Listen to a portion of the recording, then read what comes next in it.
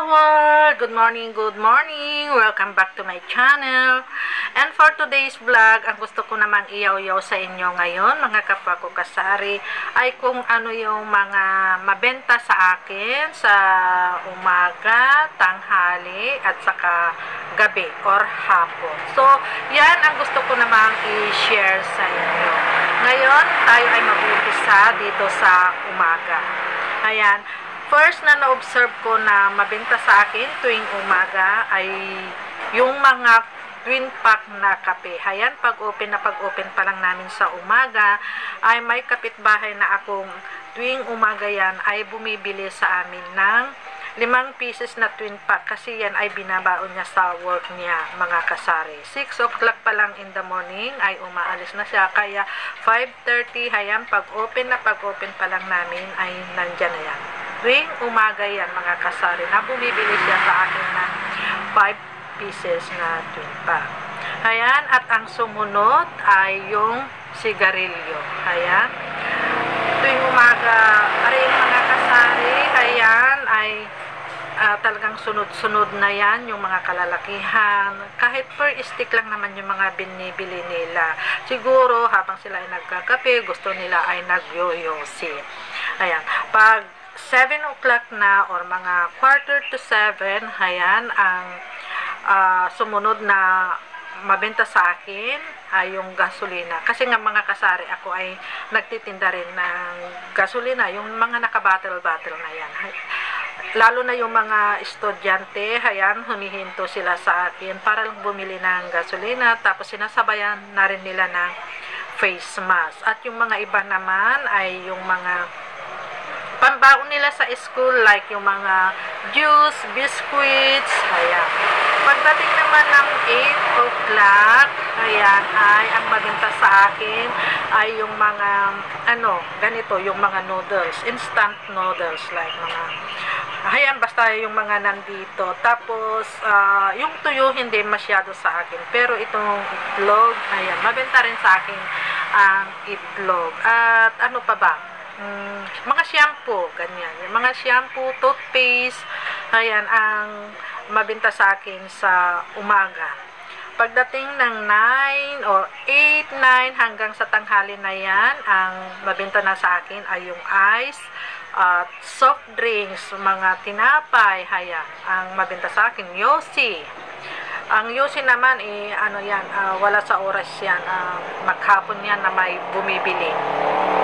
Ayan, at pagdating sa tanghali, ang napansin kong mabenta sa akin ay yung mga pang-ulam, mga frozen foods, like yung mga pang-ulam, basta yung mga manok, bangos, kung ano lang mayroon ako na available dyan sa aking ref. Ayan.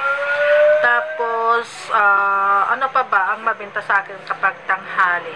Yun lang naman, ice, soft drinks, yosi, tapos yung mga pang-ulam na sa tanghali. So, after lunch, alam naman natin na after lunch ay medyo wala nang masyadong bumibili. Pero dyan sa aking mini hardware at sa aking motor parts ay wala sa oras yan. Talagang tuloy-tuloy yan. Mayat maya may bumibili. Pero dito sa sari-sari store ay kapag ganung oras na, yung after lunch na, ay wala nang masyadong bumibili. Pero pagdating ng hapon, mga 4 o'clock, ganyan na, pag nagsidatingan na yung mga estudyante, ayan, ang mabili naman sa akin kapag mga ganong oras ay yung mga merienda nila. Siguro, pagod din sila, gutom din sila, kaya mabenta din sa akin yung mga juice na naman, yung mga titimplahing juice naman ang mabenta sa akin. Tapos, yung ice, talagang yung ice ay hindi talaga, tuloy-tuloy yan maghapon. At pagsapit naman ng mga 6 o'clock, ayan, ang mabenta na sa akin ay yung mga school supplies. Ang mabenta sa akin na school supplies ay yung yung illustration board na 1/8. Ayan, bali, nakadalawang bale na ako, o rim ng illustration board. Napaka-fast moving sa akin ng illustration board. Tuwing hapon yan ay talagang sunod-sunod yung mga estudyante na bumibili, kagaya ng ano pa ba yung school supplies na binibili nila sa akin? Yung folder. Ayan, folder. Ang isa sa fast moving. Tapos, yung mga iba, bumibili na sila ng merienda nila kinabukasan. Ayan, kasi sa school daw ay mahal ang bilihin sa school. Kaya sa hapon na yan ay bumibili na sila sa akin ng mga pang merienda nila. Ano pa ba? Siyempre, alak. Ayan. Tuwing hapon, mabili sa akin ng alak, Red Horse, 4x4, gin bilog, ayan, basta anong klaseng alak ay mabenta mga kasari tuwing hapon, at cigarette, ayan, at yung iba naman ay bumibili na sila ng mga shampoo, toothpaste, kinaumagahan siguro para hindi na sila nag-aapura na bibili kinaumagahan. So, ayan, ang isang napansin ko, ano pa ba yung napansin kong mabenta sa akin?